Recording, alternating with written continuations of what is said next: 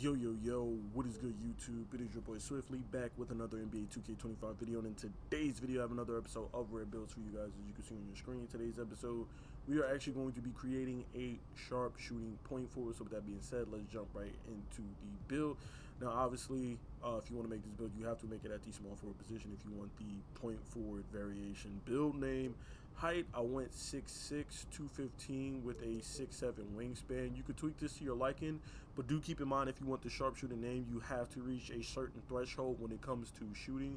So you will have to go, I believe, at least 6'8" or 6'7" on the wingspan. Anything higher than that, I don't think you will have a high enough shooting attribute to get the name sharpshooting point forward. So do keep that in mind when you're making your build. With that being said, let's jump into the attributes. Now close shot, I went 78 on the close shot so we can get that silver float game as well as bronze paint prodigy, excuse me. We have a 60 on our layup. We have a 70 on the drive and dunk just so we can get some decent animations. We have a 72 on the standing dunk. And then we have a 67 on the post control, just so that we could get a couple of post badges right there. You see we snagged silver hook specialist, and then we also snagged bronze post up poet as well on our build.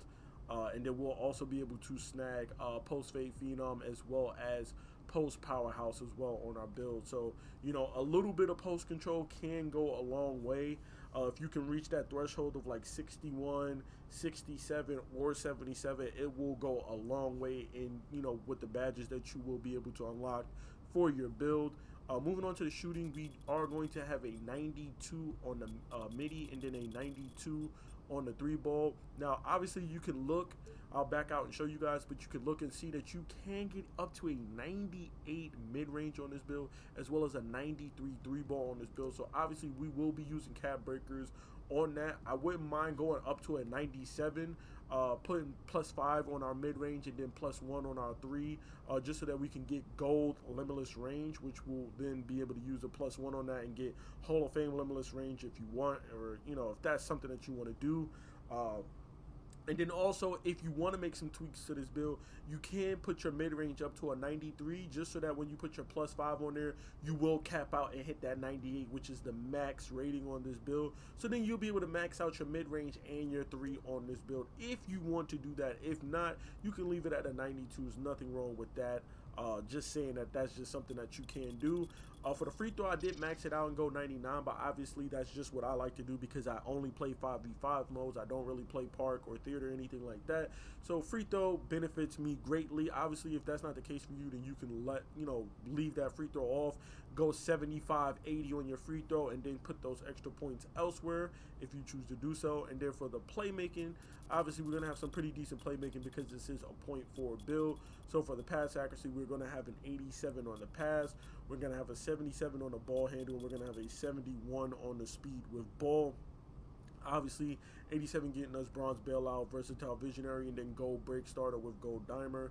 77 ball handle getting us that bronze ankle assassin, handles for days, and bronze unpluckable. And then 71 speed with ball getting us that bronze lightning launch. Now do keep in mind that this is on the lower side, but we do have cap breakers if you do choose to put into, you know, your speed with ball, your ball handle and whatnot.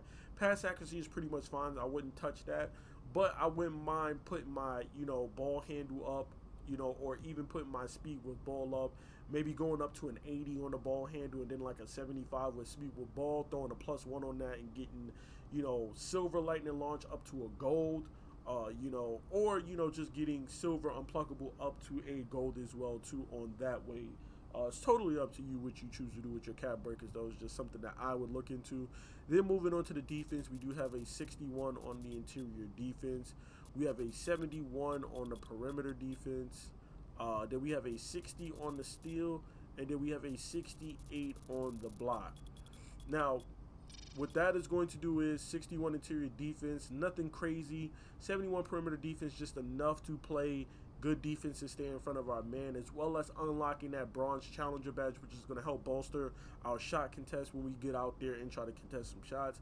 60 steal, just the minimum you need to play passing lanes with bronze interceptor. If you choose to throw a +1 on there, it's going to really bolster your defense as far as playing those passing lanes. And then the 68 block is just so that we can unlock that bronze high flying denier badge. Not too much of a fan of this badge, but it does kick in sometimes, especially when you have a taller build and you're on a mismatch. If you notice, I only really try to, get that badge on like small forwards or shooting guards on builds where I'm on the taller side, just because that mismatch will lead to more blocks. If you're 6'6", 6'7", 6'8", and you're matched up against somebody that's 6'5", 6'4", 6'3", you tend to get those blocks, and high flying denier then becomes a decent badge to get. Outside of that, if you aren't going to have like a crazy high height advantage, I don't really feel like this badge is really worth it. So that's why, we're throwing that 68 block on there to unlock that bronze high flying denier. Moving on to the rebounding, we are going to have 65 on both rebounding, just so that we're, decent. We have bronze rebound chaser. 65 will make us a little bit decent when it comes to rebounding. We'll be able to snag some boards here and there. Now, if you don't want to split it that way, you can drop this down to like whatever the minimum, and then just go like 70 on the D board. But I just like to be a little balanced. I like to sneak in there and get some old boards here and there.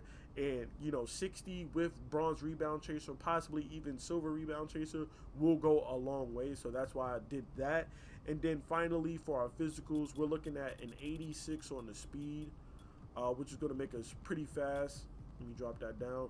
We're looking at 90 on the agility, which is going to be way more important than the speed, because as I told you guys, speed, you got to think of it as like north to south, and then agility is more east to west, which is going to help you, playing lateral defense, how quickly you can, slide your feet and get out and burst, and short burst your speed. So agility is more important. That 90 agility is going to make this 71 perimeter defense feel like an 85 to a 92, 93 perimeter defense. Trust me.